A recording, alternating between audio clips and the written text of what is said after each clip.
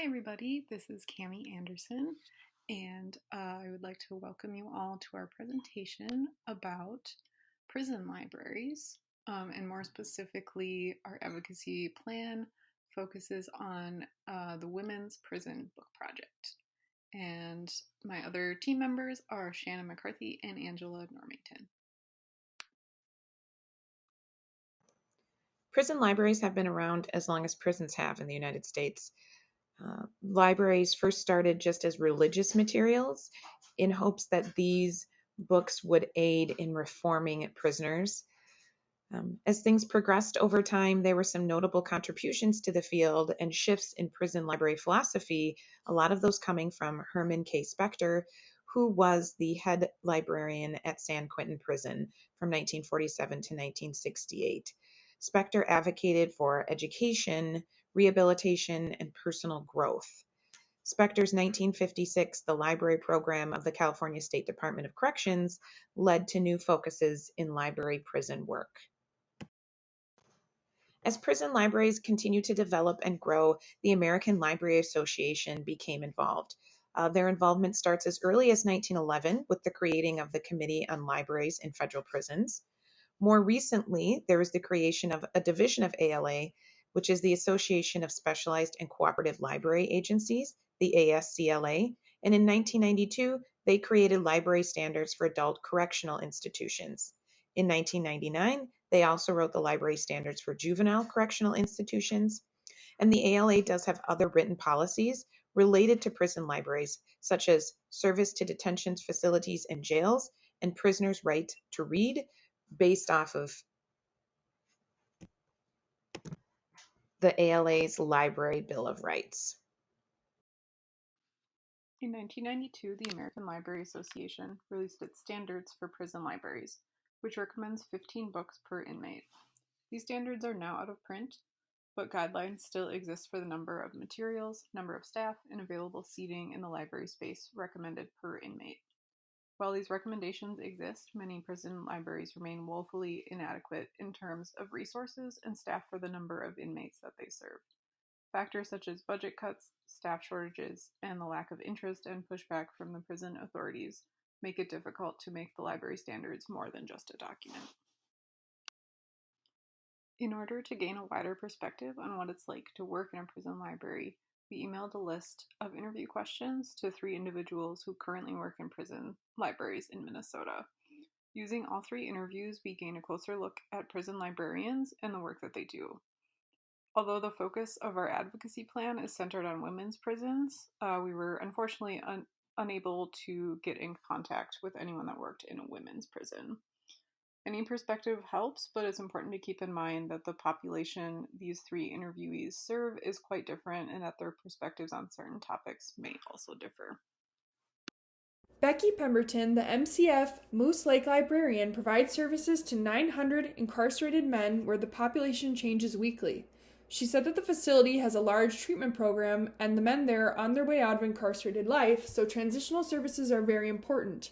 The library has reading material for educational and recreational purposes, college class help, Minnesota prison writing workshop materials, and an art shelf for the aspiring artists. In addition, some printed materials are in different languages such as Hmong, Vietnamese, and Spanish. They also have a wide selection of movies where inmates can rent a movie to view on their own so they don't always have to watch what everyone else is watching in the day room. While it doesn't show a clip in the actual library, this video gives a quick view into what it's like inside Moose Lake.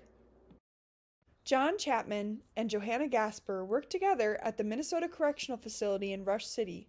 Their facility has a sex offender treatment program with level 4 security and controlled movement, which means that every unit is on a strict schedule. There's a lot of lifers at this facility. The services they provide are a legal section with computers for legal searches and legal typing, books, playaways, periodicals, educational, and transitional materials. The inmates spend most of their time in the legal library. Every interviewee we talked to had concerns over budget cuts and staff shortages in common. When asked how the position has changed over the years, they all agree that it changes with each new political leader in power. Therefore, advocating for themselves is necessary in order to adapt. One of the ways that books have been used in prison libraries is through bibliotherapy. This is the use of books as part of a mental health treatment plan. This idea really grew under Sarah Sadie Peterson Delaney. She was the chief librarian at the Veterans Administration Hospital at Tuskegee Normal and Industrial Institute from about 1924 to 1958. And she really promoted this idea that we could be helping prisoners with their mental health by using books and book studies. A 2014 study confirmed these positive effects of bibliotherapy on prisoners who have mild to moderate depression. They, the books, do more than to keep prisoners out of trouble. They accomplish mental therapy, they relieve tension, they carry the prisoner outside of the confines of his own thought, they keep him from turning his mind in on itself. They give indirect education to men who can never be lured into a classroom.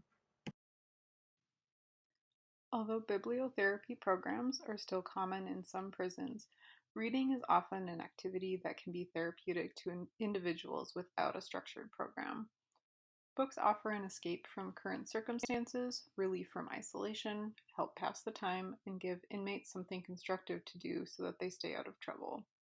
For many, books are quite simply a lifeline. From Camille Randalls, who is incarcerated in a women's prison. Books are our safety net. It becomes so vital. Realities can almost be too much. Books offer a way out, an escape. Prison libraries do more than offer books to inmates. Librarians are an essential resource of information, and they're especially vital for those that enter the prison system as illiterate. Aside from using the library for legal help and recreational use, library resources are often used for prison programs. Bibliotherapy and other treatment programs can help inmates recover from substance abuse, heal emotional trauma, and deal with underlying mental health issues. Graduation from such programs is not only rehabilitative, but can lead to inmates' parole and lessen their chances of ending up back in prison. Prison libraries can also offer meaningful work for inmates who often assist in maintenance and circulation tasks in the library. Although rehabilitation is cited as a goal for prisons and their inmates, the resources needed for education and treatment programs can fall by the wayside. 60% of inmates find themselves back in prison if they don't get an education before they're released. Books are often the cheapest form of rehabilitation, and many, mostly nonprofit, organizations have sprung up in recent years to help connect inmates with books through donations. We have therefore decided to focus on the Women's Prison Book Project, the WPBP, which is a Minneapolis-based organization whose mission is to provide free reading materials to women and transgender persons currently in prisons. As they stated on their website, they seek to build connections with those behind the walls and to educate those of us on the outside about the realities of prison and the justice system. They work to connect women with books that can support their learning not only about the law, but also about parenting, motherhood, and women's mental health while they are incarcerated. Our goals then for the advocacy plan would be the following. 1, to increase awareness of the importance of access to books for those currently incarcerated in the U.S. Number 2, to increase the awareness of the work that the Women's Prison Book Project does. And number 3, to increase public support of the Women's Prison Book Project through monetary donations or participation in monthly book drive events. Our advocacy has 3 key messages that we would like to get across. Number 1 would be the reason access to books in prisons is incredibly vital and necessary. Number 2 would be the basic information dealing with women's prisons and humanizing the women that are a part of it by sharing statistics about these women and why they might be a part of the criminal justice system. And then number 3 would be to focus on the different ways that people can then support these women and the work that the WPBP is doing.